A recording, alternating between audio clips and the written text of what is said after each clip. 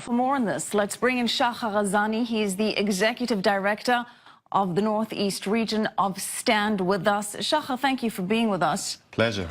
Shahar, what are the consequences here of this now being designated as an endangered Palestinian World Heritage Site? Well, let's talk for a minute about what happened. This is another UNESCO fiasco. And the big story here is about stolen narratives, the attempt to undermine the Jewish nature of the State of Israel, to create an understanding that Israelis are no more than just colonial occupiers and the Palestinians are the indigenous inhabitants of the land. Now, this has wide-ranging ramifications, not only in the narrow sense of the world, because there will be no implementation of this UNESCO resolution. However, it will resonate in the BDS movement's demonstrations against Israel and in other arenas, and this is why Israel has decided not to take these lies lying down.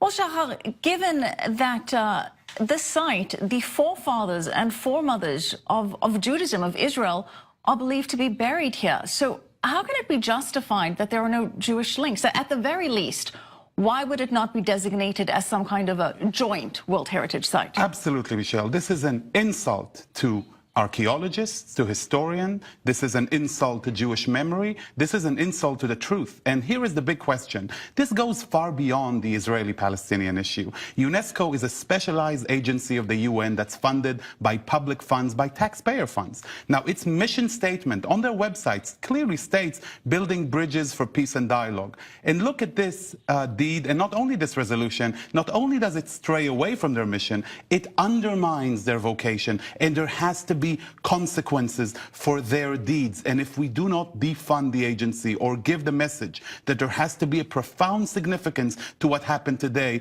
there will be ramifications, for there are people out there who are in dire need of international services, where the money squandered here could be well spent on World Heritage with the ISIS destruction of monuments in Iraq and beyond. The world has to take a stand on this issue, and this is why it's so aggravating to see and so frustrating, because this could have been used, you're right, as a bridge for understanding, to work together, not to alienate Israelis and Palestinians. So what kind of action would you like to see being taken, and by whom?